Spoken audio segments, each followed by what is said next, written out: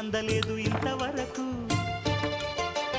వచ్చింది గాని ఈడు ఒంటి వరకు వేధించలేదు నన్ను జంట కొరకు